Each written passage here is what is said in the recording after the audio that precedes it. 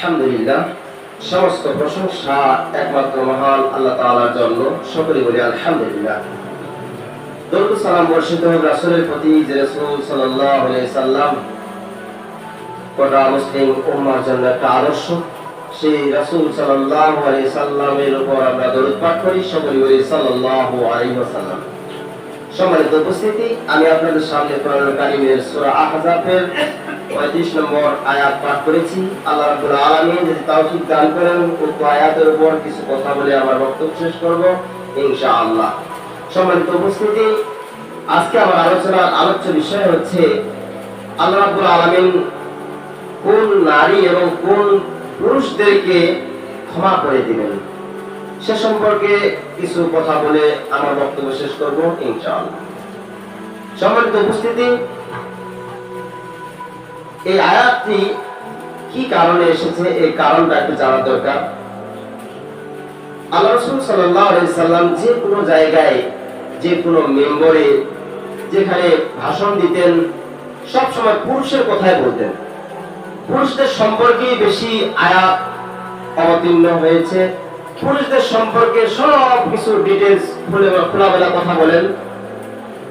একদিন হঠাৎ করে উম্মুল মুমিনিন উম্মে সালামা নামক একজন সাহাবী, তিনি বলেন যে, হে আল্লাহর রাসূল, আপনি তো সব সময় শুধু পুরুষদের নিয়ে আলোচনা করেন, পুরুষদের সম্পর্কে কথা বলেন, আর কোরআনুল কারীমে সব সময় পুরুষদেরই কথা। তাহলে আমরা যে নারী জাতি, আমরা যে মহিলা জাতি, তাহলে কি আমাদের কোনো কথা নেই? এই কথা আল্লাহ রাসূল সাল্লাল্লাহু আলাইহি সাল্লামকে জিজ্ঞাসা করলেন। আল্লাহ রাসূল সাল্লাল্লাহু আলাইহি সাল্লাম চুপ করে থাকলেন। কারণ এই জন্য চুপ করে থাকলেন, কারণ তার উপর ওহী নাযিল হয়নি। যখনই ওহী নাযিল হবে, সে সময়ে আল্লাহ রাসূল সাল্লাল্লাহু আলাইহি সাল্লাম এটার উত্তর দিতে পারবেন, এর আগে না।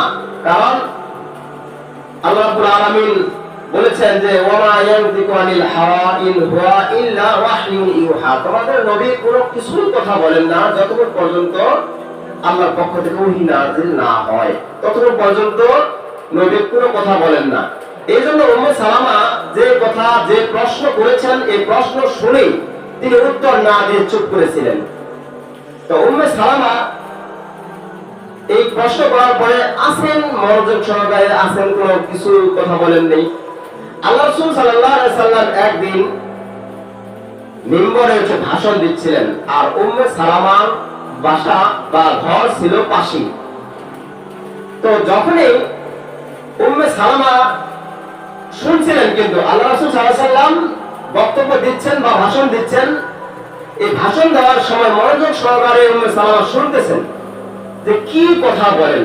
আর উম্মে সালামা সে মাথার চুলগুলো হাসরাচ্ছেন আর মাঝে মধ্যে শুনতেছেন।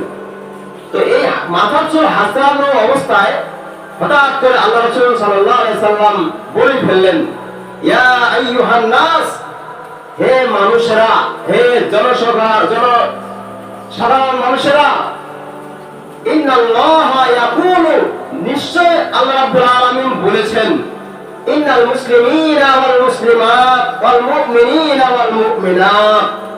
যখন এই আয়াতের অংশটা পাঠ করলেন আল্লাহ রাসূল সাল্লাল্লাহু আলাইহি সাল্লাম, তখনই উম্মে সালামা তার চুলগুলোকে আস্তে করে মুড়িয়ে নিয়ে সে একবার নিস্তব্ধ হয়ে থাকলেন যে আল্লাহ রাসূল সাল্লাল্লাহু আলাইহি সাল্লাম কি কথা বলছেন। কারণ তারা হচ্ছেন আরববাসী, তারা আরবি ভাষা বোঝেন। এই জন্য যখন আল্লাহ রাসূল সাল্লাল্লাহু আলাইহি সাল্লাম বলেছেন, ইন্নাল মুসলিমিনা ওয়াল মুসলিমাত ওয়াল মুমিনিনা ওয়াল মুমিনাত, তখনই উম্মে সালামা সুন্দর করে বসে পড়ছেন আর মনোযোগ সহকারে কান লাগিয়ে দিয়ে শুনছেন যে আল্লাহ রাসূল সাল্লাল্লাহু আলাইহি সাল্লাম কি বলেছেন। যখনই আল্লাহ রাসূল সাল্লাল্লাহু আলাইহি সাল্লাম এই কথা বললেন যে ইন্নাল মুসলিমিনা ওয়াল মুসলিমাত, তখনই সে শুনতে লাগলো যে এখানে মহিলাদের কথা আসতেছে, নারীদের কথা আসতেছে, পুরুষদের কথা আসতেছে। আল্লাহ রাসূল সাল্লাল্লাহু আলাইহি সাল্লাম আজকে পুরুষদের কথা বলবেন, নারীদের কথা বলবেন। এই জন্য উম্মে সালামা চুপ করে কান লাগিয়ে শুনছেন। তো আল্লাহ রাসূল সাল্লাল্লাহু আলাইহি সাল্লাম এই জন্য বলতেছে যে, ইন্নাল মুসলিমিনা ওয়াল মুসলিমাত, নিশ্চয়ই আত্মসমর্পণকারী পুরুষ ও আত্মসমর্পণকারী নারী, ওয়াল মুমিনিনা ওয়াল মুমিনাত, ইমানদার পুরুষ ও ইমানদার নারী। যখন এই কথা বলা হলো তখনই এই আয়াতটাতে ভেঙে গেল, একটা মনের একটা যে সন্দেহ ছিল সেটা ভেঙে গেল। যে কি, যে মুসলমান আমরা যারা ইমানদার ইমানদার বলি, এই ইমানদার আর মুসলমান, আত্মসমর্পণকারী আর ইমানদার দুইটা সমান নয়। কারণ যদি দুইটা সমানে হতো তাহলে ইন্নাল মুসলিমিনা ওয়াল মুসলিমাত, তারপর অন্য আয়াতের অংশ আসতো। কিন্তু তার পরক্ষণে আল্লাহ রাব্বুল আলামিন বলেছেন ওয়াল মুমিনিনা ওয়াল মুমিনাত, এখানে দুইটা অংশ। একটা মুসলিমিন আর মুসলিমাত, আত্মসমর্পণকারী নারী, আত্মসমর্পণকারী ব্যক্তি বা পুরুষ আর আত্মসমর্পণকারী নারী।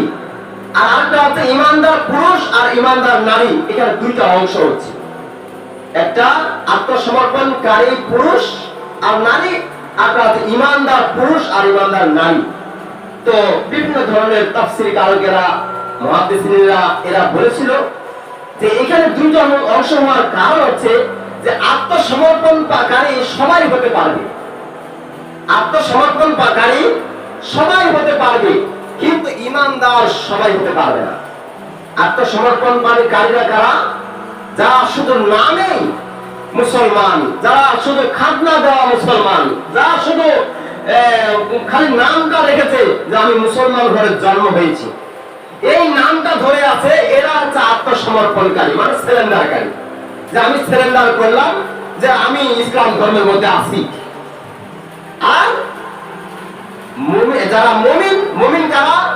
যারা আত্মসমর্পণ করেছে, সারেন্ডার করেছে, আল্লাহকে মেনে নিয়েছে, ইসলামের মধ্যে ঢুকেছে, এমনকি আল্লাহর যত বিধি বিধান আছে, আদেশ নির্দেশ আছে, আবার রাসূলের দেওয়া অনুসরণ অনুকরণ সবগুলো মেনে নিছে বা পালন করতেছে, তারাই হচ্ছে ইমানদার।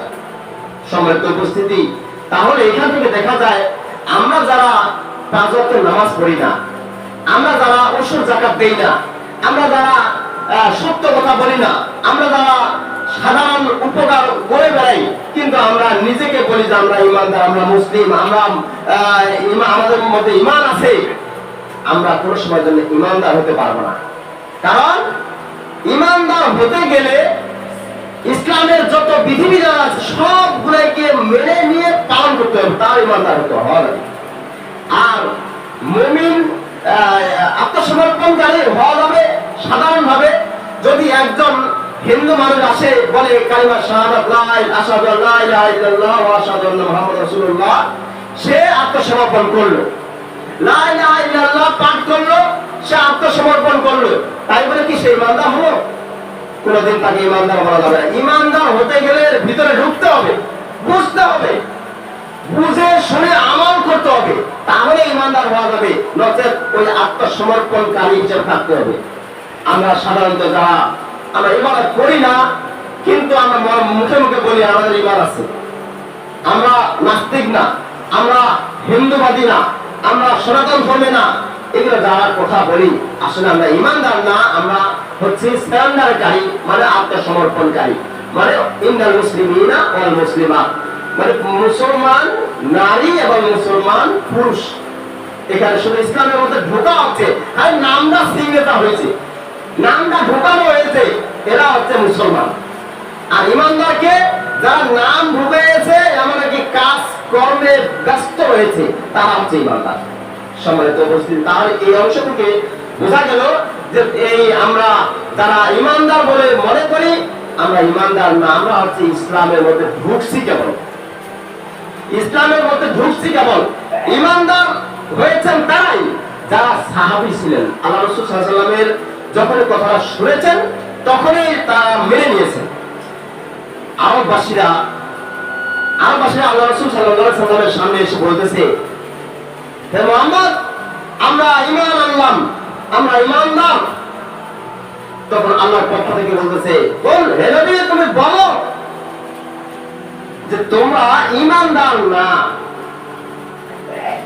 তখন আল্লাহ রাসূল সাল্লাল্লাহু আলাইহি ওয়াসাল্লাম প্রশ্নের সম্মুখীন হয়ে গেলেন যে কি ব্যাপার, এরা ঈমান এনেছে, এরা তো আমাদের দলে আসতেছে, তো এরা আবার ঈমানদার কেন না?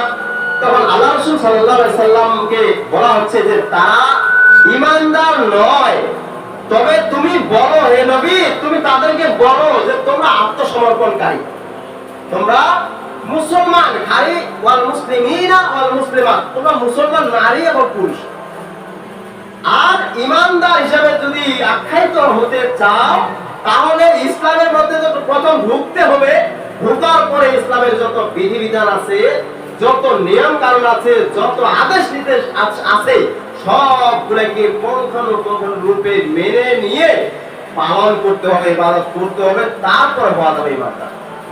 সম্মানিত উপস্থিতি, তাই আল্লাহ রাব্বুল আলামিন এখানে পরিষ্কার করে দিয়েছেন যে ইন্নাল মুসলিমিনা ওয়াল মুসলিমাতি ওয়াল মুমিনিনা ওয়াল মুমিনাতি, নিশ্চয়ই মুসলমান, নিশ্চয়ই আত্মসমর্পণকারী পুরুষ ও আত্মসমর্পণকারী নারীরা, ওয়াল মুমিনিনা ওয়াল মুমিনাত, ঈমানদার পুরুষ এবং ঈমানদার নারীরা, ওয়াল কানিতিনা ওয়াল কানিতাতি, এবং আনুগত্যশীল পুরুষ ও আনুগত্যশীল নারীরা। আল্লাহ রাব্বুল আলামিন শুধু এইগুলা উদাহরণ দিচ্ছেন যে এদেরকে আল্লাহ রাব্বুল আলামিন পুরস্কার দিবেন, এদেরকে আল্লাহ রাব্বুল আলামিন ক্ষমা করে দিবেন। যাদেরকে আল্লাহ রাব্বুল আলামিন ক্ষমা করে দিবেন তাদের দৃষ্টান্ত, তাদের বৈশিষ্ট্যগুলো কি কি, এইগুলো আল্লাহ রাব্বুল আলামিন পরিষ্কার করে দিয়েছেন। যে প্রথমটা হচ্ছে যারা মুসলমান, যারা আত্মসমর্পণকারী, যারা ইসলামের মধ্যে ঢুকেছে, আমল করার জন্য ব্যতিব্যস্ত চেষ্টা করতেছে, তারা ঈমানদার হবে। এরপরে বলতেছেন ওয়াল কানিতিনা ওয়াল কানিতাতি, আর যারা আনুগত্যশীল পুরুষ আর আনুগত্যশীল নারী, তাদেরকে আল্লাহ রাব্বুল আলামিন ক্ষমা করে দিবেন। তো আনুগত্যশীল কেমন? যে আল্লাহ রাব্বুল আলামিন যেভাবে নিয়ম দিয়েছেন সেই অনুযায়ী পালন করার জন্য চেষ্টা করবে। যারা রুকু করে, রুকুকারীদের সাথে রুকু করে, ওয়ারকাউ মা রাকিন, রুকুকারীদের সাথে রুকু করে, এরা হচ্ছে আনুগত্যশীল। মানে একজন ইমাম যদি নামাজ আদায় করায় বা সালাত আদায় করায়, এই সালাত আদায় করে যখন রুকুতে যাবে, তখন পিছনে মুক্তাদিগুলো যে আছে তারা সেই রুকুতে চলে যাবে। এটা হচ্ছে আনুগত্যশীল, অনুসরণ করা। এই জন্য আল্লাহ রাব্বুল আলামিন বলে ওয়াল কানিতিনা ওয়াল কানিতাতি, যে আনুগত্যশীল পুরুষ ও আনুগত্যশীল নারী যারা রয়েছে, তাদেরকে আল্লাহ রাব্বুল আলামিন ক্ষমা করে দিবেন। ওই রুকুর মাধ্যমে, ওই সিজদার মাধ্যমে, ওই আনুগত্যের মাধ্যমে, ওই আনুগত্যশীল হওয়ার কারণে আল্লাহ রাব্বুল আলামিন তাদেরকে ক্ষমা করে দিবেন। এরপর আল্লাহ রাব্বুল আলামিন বলেন যে আরেকটা আদর্শ কি, ওয়াস-সাদিকিনা ওয়াস-সাদিকাতি, এবং সত্যবাদী নারী, সত্যবাদী পুরুষ ও সত্যবাদী নারীরা। এখানে বলতেছেন যে সত্যবাদী পুরুষ ও সত্যবাদী নারীদেরকে আল্লাহ তাআলা ক্ষমা করে দিবেন। সত্যবাদী হতে হবে। যদি আমরা সত্যবাদী না হই, মিথ্যাবাদীর মিথ্যা আশ্রয় নেই, তাহলে কিন্তু আমাদেরকে আল্লাহ রাব্বুল আলামিন ক্ষমা করবেন না। কারণ মিথ্যা বলা হচ্ছে মহাপাপ। আবার কেউ তো বলেছেন মিথ্যা বলাটা কবিরা গুনার সমতুল্য। যারা মিথ্যা কথা বললো সে একটা কবিরা গুনাহ করে ফেলল। সম্মানিত উপস্থিতি, তাহলে এখানে বোঝা গেল যে ওয়াস-সাদিকিনা ওয়াস-সাদিকাতি, মানে যে সত্যবাদী পুরুষেরা এবং সত্যবাদী নারীরা যদি সত্য কথা বলে, পুরুষেরা সত্য পথে চলে, সত্যের আশ্রয় নেয়, আর সত্য থেকে বিচ্যুত না হয়, তাহলে আল্লাহ রাব্বুল আলামিন তাদেরকে ক্ষমা করে দিবেন। শুধু এখানে পুরুষদের না, এখানে নারীদেরও কথা বলা হয়েছে। যারা সত্যবাদী নারী, সত্যবাদিতা নারী রয়েছে, সবসময় সত্য কথা বলে, সত্য, যদি এমনকি ফাঁসির দড়ির সামনে ঝুলছে যে তারপর সত্য কথা বলছে।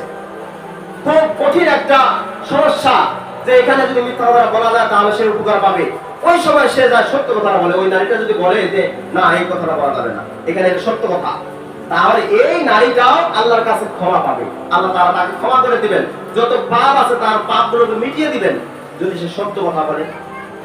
আমি আপনি যদি সত্য কথা বলি তাহলে আল্লাহ রাব্বুল আলামিন আমাদেরকে ক্ষমা করবেন।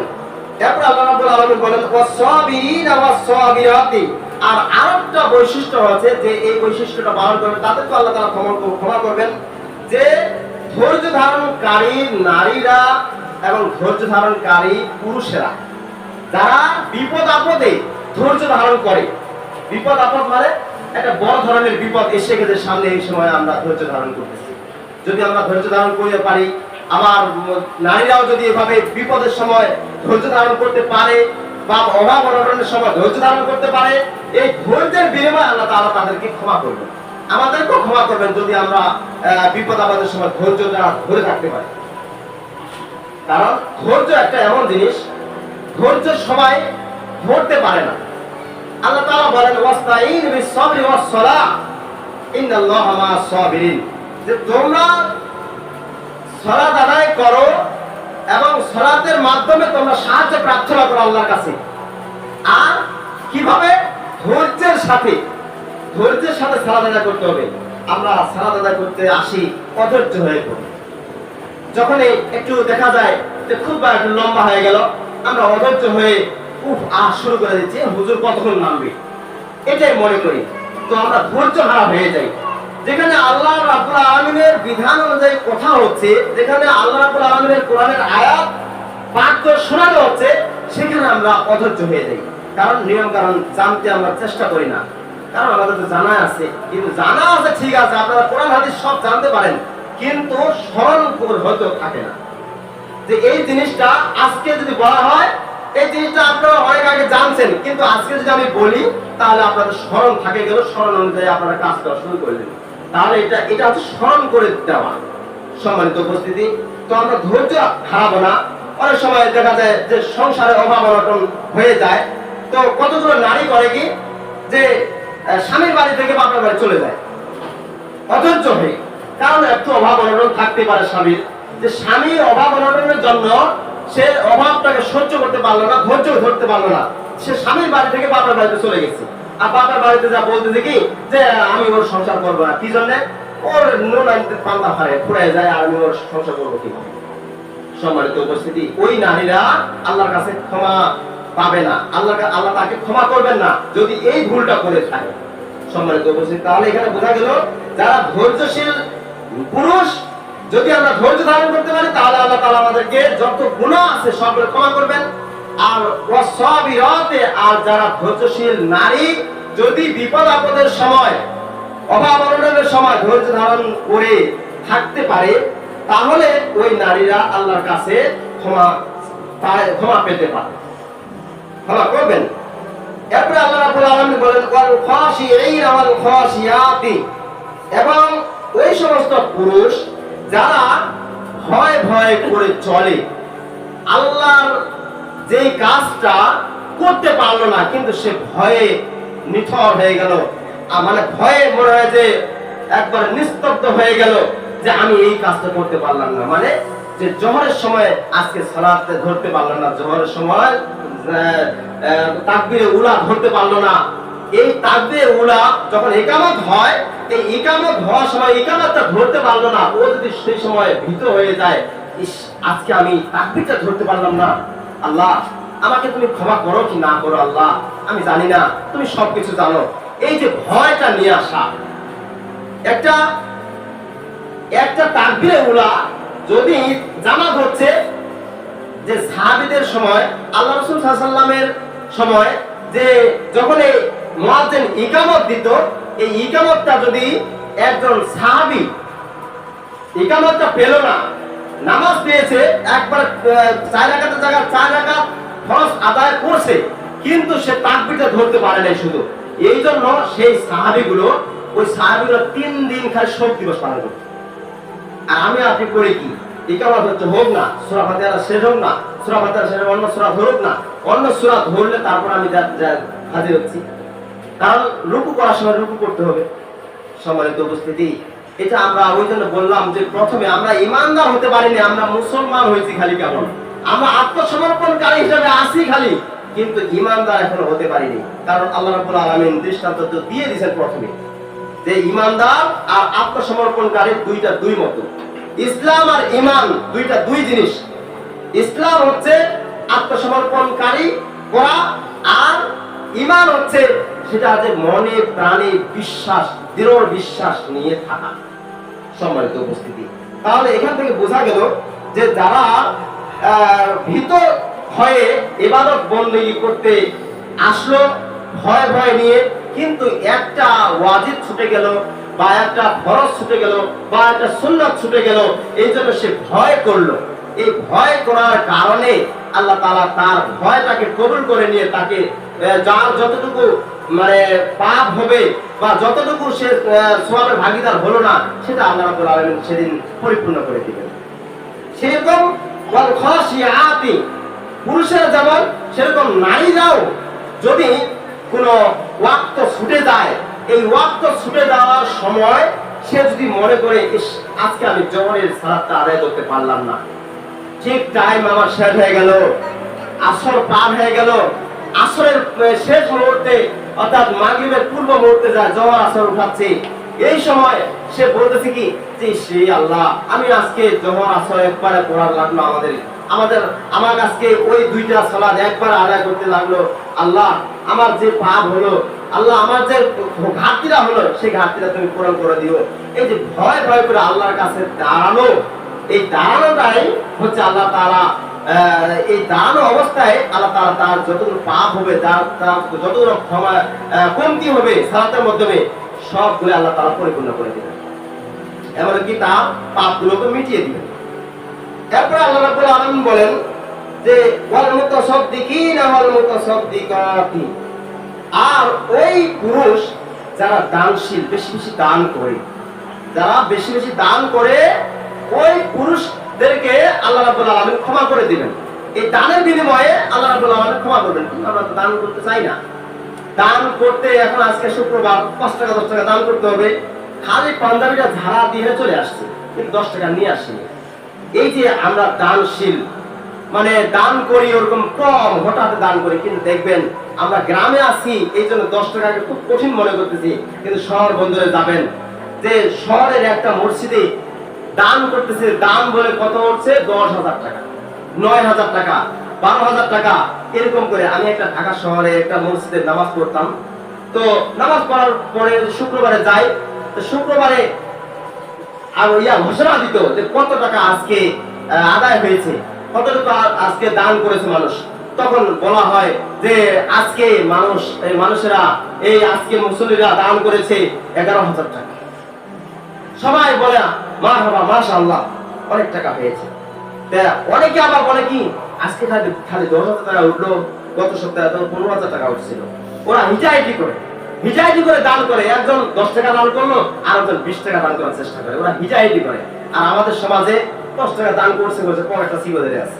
সম্মানিত উপস্থিতি, আমরা দানশীল না, এই জন্য আমাদের সমাজগুলো এইভাবে কমজোরি হিসেবে চলছে। মানে আমাদের ফলকগুলো পাকা হচ্ছে না ভালো মতো, আমাদের জানালা দরজাগুলো ঠিক হচ্ছে না, কিন্তু ওদের গুলো যা দেখেন যে ওরাও দান করে, আমরাও দান করি, ওরা একটু বেশি দান করে, তাই বেশি বড় ধরনের 2 তলা 4 তলা হচ্ছে, কিন্তু আমরা একটু কম দান করি, তাহলে আমাদের কি 1 তলাও হয় না? আমরা 1 তলাটা করতে পারি না। কারণটা কি? আমাদের দানগুলো আমরা কৃপণতা অবলম্বন করি, এই জন্য আমাদের মানে কৃপণতার কারণে উন্নতি হয় না, সমাজে উন্নতি হয় না, এমনকি আল্লাহর ঘর মসজিদটাও উন্নতি হয় না, উন্নত হওয়ার চেষ্টা করে। অনেকে মসজিদে দেখবেন যে এসি লাগাইছে, অনেকে মসজিদের মধ্যে একলাই একটা এসি দিচ্ছে, তাদের সামর্থ্য আছে, কিন্তু আমাদের তো সামর্থ্য নাই। কিন্তু আমরা যদি চেষ্টা করি যে 4-5 জনে মিলে একটা এসি কিনবো, হয়ে যাবে। আমরা যদি চেষ্টা করি যে 10 জনে মিলে একটা ওই যে মসজিদের ফ্লোরটা আমরা টাইলস করবো, করা যাবে। ওরা 1 জনে পারতেছে, আমরা 10 জনে করবো। যদি 10 মিলে কাজটা করি তাহলে আমাদের কাজটা সামনের দিকে যাবে, কিন্তু আমরা করি না। কারণ আমাদের ঐক্য নেই। ঐক্য একটা মারাত্মক জিনিস। এই ঐক্য জিনিসটা এমন ভাবে করতে হবে যে 1 জন একটা কথা বলেছে, 10 জনের সেটা মেনে নিছে, ওইটা হচ্ছে ঐক্য। আর ঐক্যমত যদি না চলি তাহলে সমাজে আমাদের খুব সমস্যা দেখা দেয়। সেটা হয়তো উন্নয়নের দিক দিয়ে বা কোনো একটা মানে ভালো কাজের দিকে ক্ষতি ঘাটতি দেখা দেয়। আর যখনই দেখবেন যে আমরা ঐক্য হয়েছি, তখন দেখবেন যে একটা না একটা কাজ ফয়সালা হয়ে গেছে। দেখেন আমরা এই মসজিদ কতদিন ধরে থাকবো, এটা দেখবেন যে যেখানে সেখানে ওই যে ইয়েগুলো দেওয়াগুলো ভাঙে পড়ে যাচ্ছে। কারণটা কি? আমরা ভালো মতো যত্ন নেই না। আর এইটা যদি আমাদের পরিবারের মধ্যে থাকলে হয়, ঘরের মধ্যে থাকলে হয়, তাহলে এই যে ময়লাটা পড়ে আছে বা দেওয়ালটা ছুটে যাচ্ছে, এটা অনেক আগে ওটা পরিষ্কার করে রং টং কাজ হয়ে গেছে। কিন্তু আমরা এটা পরিবার মনে করি না, কারণ মসজিদে যাচ্ছে, এটা আল্লাহর ঘর, ওটা 10-এ যদি টাকা দেয় তারপরে হবে। কিন্তু আমি আপনি যদি মনে করি যে এটা আমার পরিবারের মধ্যে একটা অংশ, পরিবার মধ্যে একটা দেখা যাচ্ছে যে একটা কাজের সমস্যা হয়ে গেল, ওই যে একটা ময়লা দেখা যাচ্ছে, এইটা ঝাড়ু দিয়ে কতটুকু পরিষ্কার করা লাগবে বা রং করতে কয় টাকা খরচ হবে, যদি একজন করে ধরি অবশ্যই এটা ঠিক হয়ে যাবে। কিন্তু আমরা করি না, কারণ আমাদের ভিতরে ঐক্য নেই। কারণ আমরা হচ্ছি যে মানুষের দেখানো দান করি, এই দানটা কতটুকু গ্রহণযোগ্য হতে পারে। আবার অনেকে দান করি যে কেমন দান, যে আমার নামটা বলেন তো, নামটা বলেন তো, মাইকে একটু ঘোষণা দেন, মানে ওই যে মারহাবাটা নিবে, মারহাবাটা নিয়ে চলে যাবে। সম্মানিত উপস্থিতি, যে দুনিয়াতে চায় মারহাবা, ওই দুনিয়াতেই তাকে দেওয়া হয়, পরকালে তার জন্য কিছুই হয় না। সম্মানিত উপস্থিতি, আমরা চেষ্টা করি গোপনে গোপনে মসজিদের দিকে অগ্রসর হই, মসজিদের একটু উন্নয়ন করার চেষ্টা করি। যে সময় এই সময় একটা ডাল সিজন, এখন না পারি, যখন সিজন আসবে তখন আমরা 20 মণ 25 মণ করে ধান মারি, সে জায়গায় 8 মণ ধান এখানে আনে ব্যবস্থা করে দেই, মসজিদের উন্নয়নের হোক। আর এমনও কি এই মসজিদটা আমরা কতদিন ধরে ভাঙাচোরা হয়ে আছে, সামনে একটু মসজিদের ব্যবস্থা করি। একটা খুঁটি যদি আমরা 5 জন করে ধরি, 5 জন করে যদি ধরি, তাহলে একটা করে খুঁটি হবে। কিন্তু তা 5 জনে এরকম যদি 4টা খুঁটি করতে যায়, তাহলে 4টা খুঁটি যদি আগে ভিত্তিটা করতে যায়, তাহলে 20 জনে করা যাবে, সম্ভব। আমরা কারণ বড়গুলোর মতো পারি না। শহরের মসজিদের যদি একটা দেওয়াল লাগে, ওই একজনে দিচ্ছে। কতগুলো সিমেন্ট লাগবে, ওরা বলতেছে হুজুর কতগুলো সিমেন্ট লাগবে, ও সিমেন্টের কাজ একলা করে দিচ্ছে। সেরকম আমরা ঐক্য হয়ে একটু মসজিদটা উন্নয়ন করার চেষ্টা করি।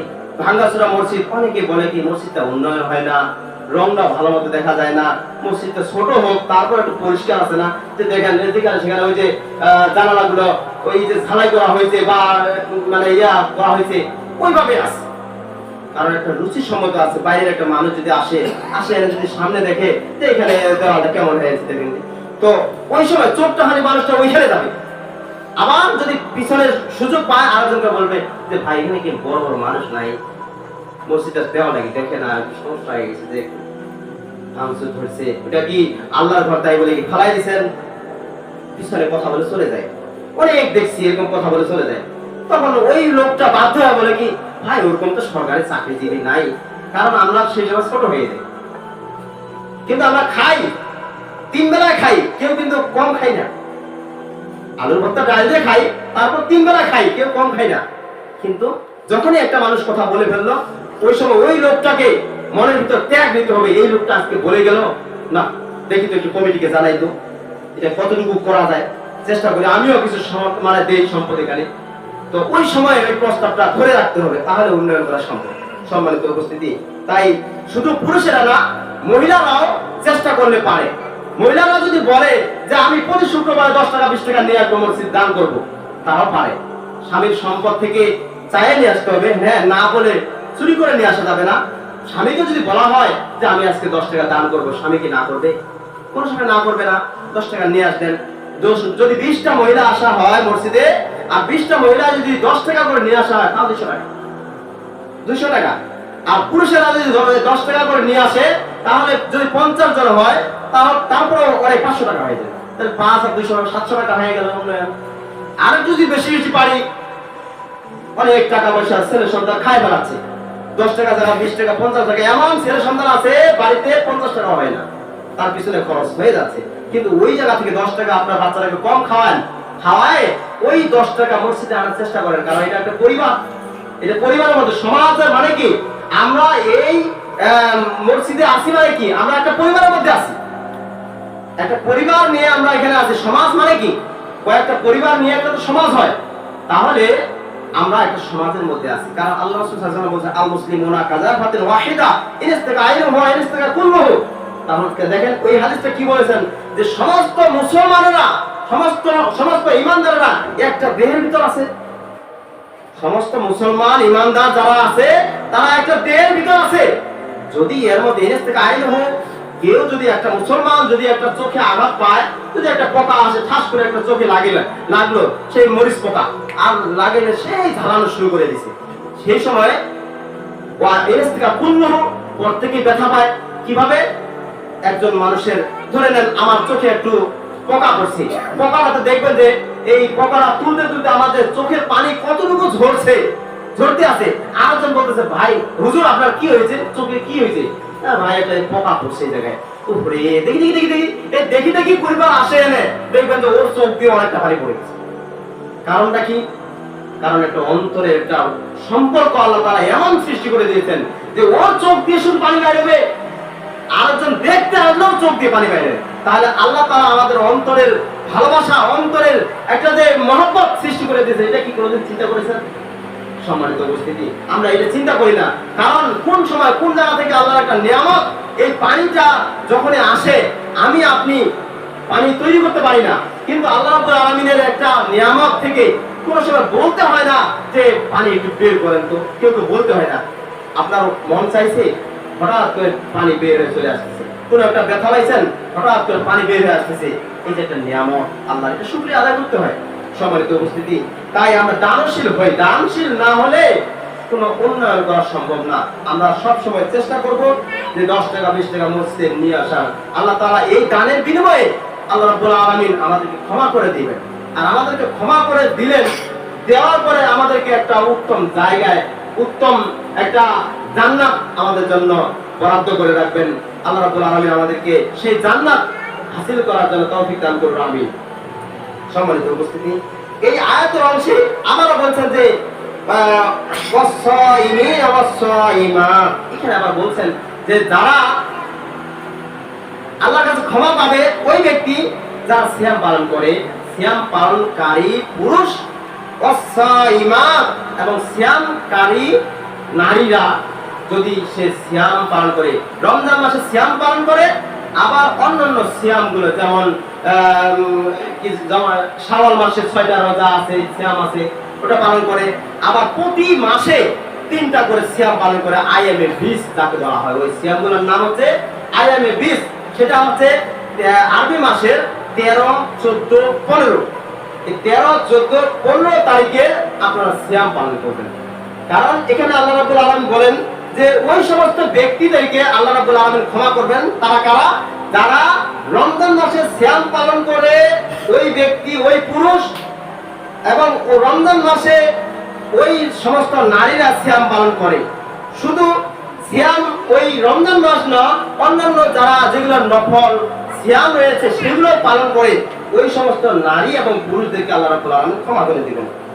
এরপর আল্লাহ রাব্বুল আলামিন বলেন ফুরুজ ওয়াল হাফিজিনা ফুরুজাহুম ওয়াল হাফিজাতি।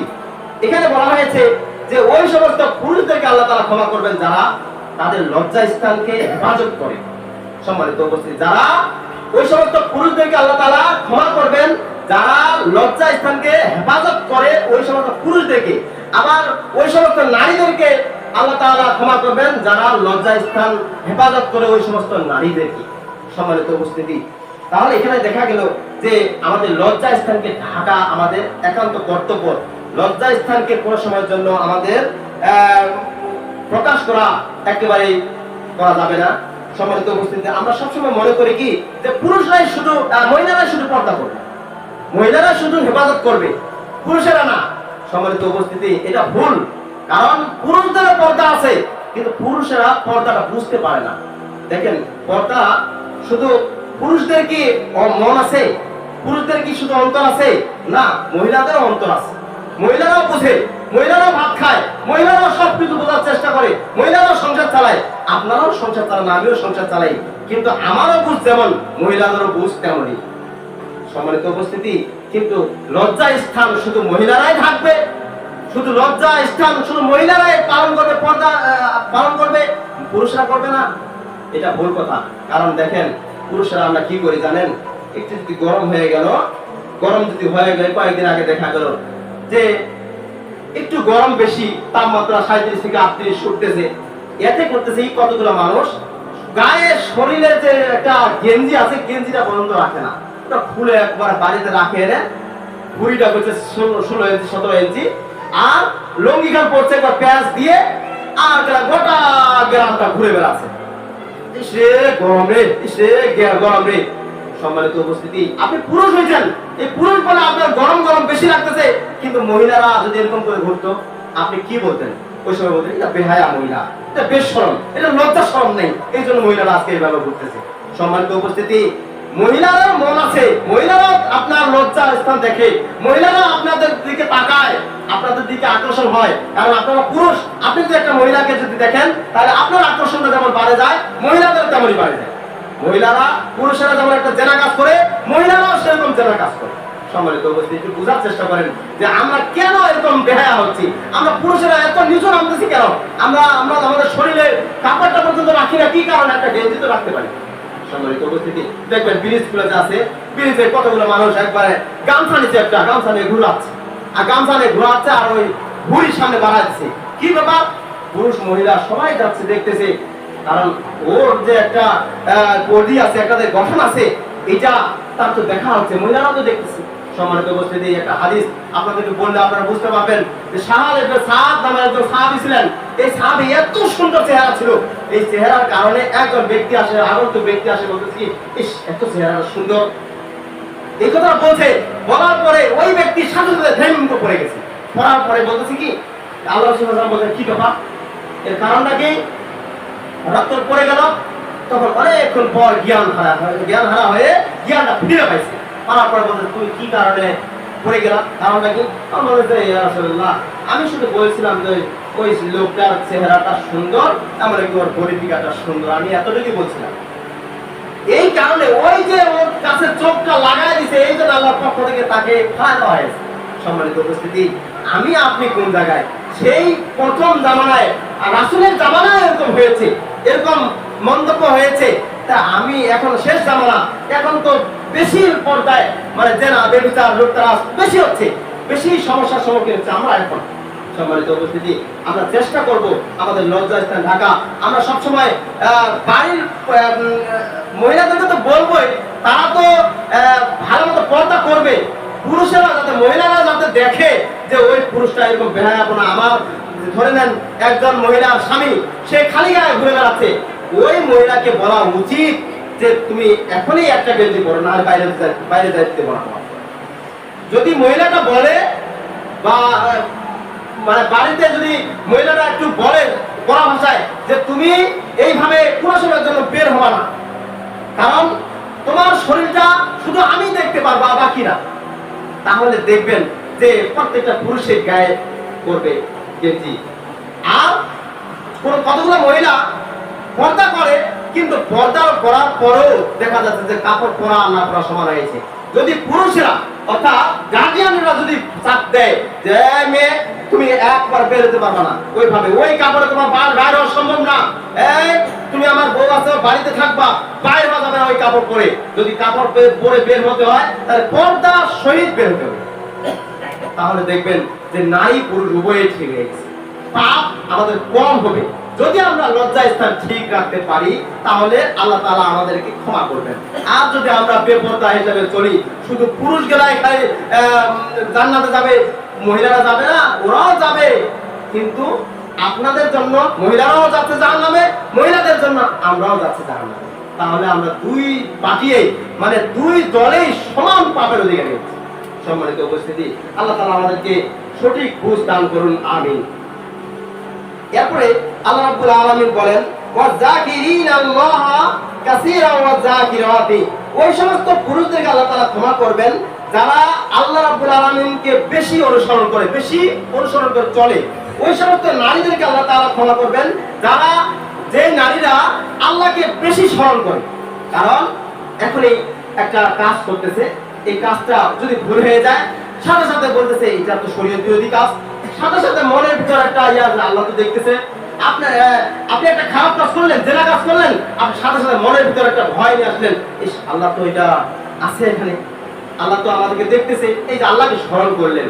মহিলারাও সেরকম একটা খারাপ কাজ করলো বা পাপ কাজ করলো, সাথে সাথে আল্লাহকে স্মরণ করলো, আল্লাহ এই যে আমি তো ভুল কাজ করে ফেললাম, আল্লাহ তুমি আমাকে ক্ষমা করে দাও। এই যে অধিক স্মরণকারী ব্যক্তি, অধিক স্মরণকারী পুরুষ এবং অধিক স্মরণকারী নারীদেরকে আল্লাহ তাআলা ক্ষমা করবেন। সম্মানিত উপস্থিতি, এরপর আল্লাহ রাব্বুল আলামিন বলেন, আ'আদাল্লাহু লাহুম মাগফিরাতান ওয়া আজরান আযীমা, যে আল্লাহ রাব্বুল আলামিন তাদের জন্য তো ওয়াদা করেছেন যে আমি জান্নাত দেব, মাগফিরাতান, আমি তাদেরকে ক্ষমা করে দেব। যদি এই বৈশিষ্ট্যগুলো পালন করে কোন নারী এবং কোন পুরুষ, যদি এই বৈশিষ্ট্যগুলো পালন করতে পারে, লাহুম মাগফিরাতান ওয়া আজরান আযীমা, আমি তাদেরকে ক্ষমা করব এবং উত্তম প্রতিদান দান করব। সম্মানিত উপস্থিতি, তাহলে এই আয়াতের অংশ থেকে জানা গেল যে কয়েকটা বিষয়ে যদি আমরা ফলো করতে পারি, যদি ভালো মতো মেনে নিতে পারি, তাহলে আল্লাহ রাব্বুল আলামিন আমাদেরকে ক্ষমা করবেন। প্রথমটা কি? প্রথমে হচ্ছে আমাদের ইসলামের মধ্যে ঢুকতে হবে আগে। দাখিলা মানে দাখিল হতে হবে। সেটা কি না কোনটা?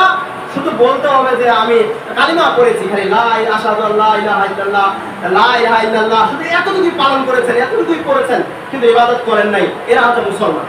এরা হচ্ছে শুধু ইসলামটা কায়েম করেছে, ইসলামের দিকে আসছে, খালি এতটুকুই, বেশি কিছু না। ইমানদার নয়। আর ইমানদার কারা? যারা ইসলামের মধ্যে দাখিল হয়েছে, সেই অনুযায়ী আমল করা শুরু করে দিয়েছে। 5 ওয়াক্ত সালাত থেকে শুরু করে তার রুকু, তাসবিহ, তাহলিল সবগুলো আল্লাহ ও রাসূলের অনুযায়ী চলতেছে। আবার তাহাজ্জুদের নামাজ পড়তেছে, হালাল হারাম সবগুলো বাদ বিচার করে চলতেছে, সঠিক বেঠিক সবগুলোকে মেনে নিয়েছে। এইগুলোকে যে মেনে নিবে তারাই হবে ইমানদার। সম্মানিত উপস্থিতি, তাহলে মুসলমান আর ইমানদার দুইটা জিনিস, ইসলাম আর ইমান দুইটা জিনিস। ইসলাম হচ্ছে আত্মসমর্পণ করা, আর হচ্ছে যেটা হচ্ছে যেটা ইসলাম হচ্ছে আত্মসমর্পণ করা, আর মুমিন হচ্ছে সেটা হচ্ছে মনে প্রাণে বিশ্বাস স্থাপন করে মেনে নেওয়া, সম্মতি দেওয়া। সম্মানিত উপস্থিতি, তাহলে ইসলাম আর ইমান দুইটা জিনিস আমরা বুঝতে পারলাম। এরপরে আমাদের যেগুলো কাজ, সেগুলো হচ্ছে সত্য কথা বলতে হবে, আবার ধৈর্য ধারণ করতে হবে বিপদ আপদের সময়, আবার ভীত সন্ত্রস্ত হয়ে ইবাদত বন্দেগী করতে হবে, বেশি বেশি দান খয়রাত করতে হবে, সিয়াম পালন করতে হবে, আবার লজ্জা স্থানকে ঢাকতে হবে, লজ্জা স্থান পুরুষ এবং নারীরা সকলেই ঢাকতে হবে, আবার আল্লাহকে বেশি বেশি স্মরণ করে ইবাদত বন্দেগী করতে হবে। যদি আমরা এগুলো পালন করতে পারি, আল্লাহ রাব্বুল আলামিন আমাদেরকে ক্ষমা করবেন। সকলেই আমরা চেষ্টা করব আল্লাহ রাব্বুল আলামিনের এই বিধিবিধানগুলো মানার এবং বোঝার, সেই অনুযায়ী আমল করা। আল্লাহ রাব্বুল আলামিন আমাদেরকে তৌফিক দান করুন। ওয়া আখিরু দাওয়ানা আলহামদুলিল্লাহি রাব্বিল আলামিন।